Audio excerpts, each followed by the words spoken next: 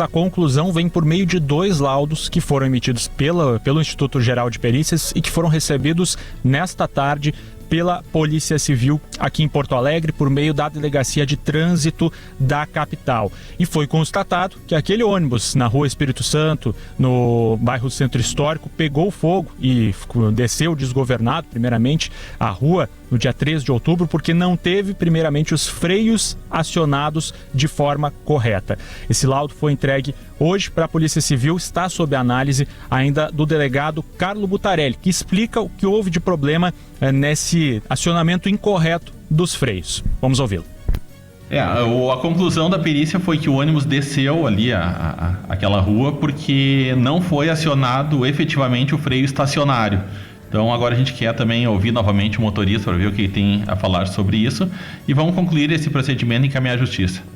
O freio estacionário, para explicar, é como se fosse o freio de mão, né? Ele, até na perícia consta que ele puxou, mas não da maneira correta, completa, como deveria ter sido isso. E justamente por isso fez que o ônibus é um ônibus muito pesado, né? E fez com que ele descesse ali aquela rua.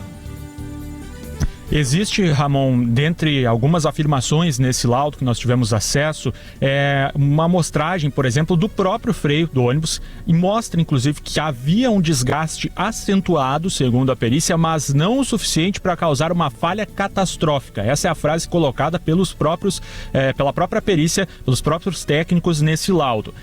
Há o problema, então, de que o freio não foi acionado da maneira correta, como explica o delegado, né? Ou seja, houve uma tentativa de puxar o freio, segundo o laudo, segundo a análise que fez o delegado, mas não foi da forma correta. Inclusive, um cálculo que foi feito por especialistas, por técnicos da perícia, ele aponta e comprova essa tese, mostrando o seguinte: foi feito um cálculo que leva em conta o momento em que o ônibus começa a descer, o ponto que ele estava parado, até o momento em que ele dá o primeiro choque, primeira colisão em um daqueles veículos que estava estacionado na Rua Espírito Santo. Isso demora cerca de 8 segundos. Segundo os cálculos da perícia, isso comprova de que essa descida, neste cálculo, neste tempo, foi feita sem praticamente nenhuma resistência, fosse de frenagem, fosse de algum outro sistema mecânico do ônibus, que mostra que realmente ele desceu sem freio, desgovernado, como a gente já vinha falando.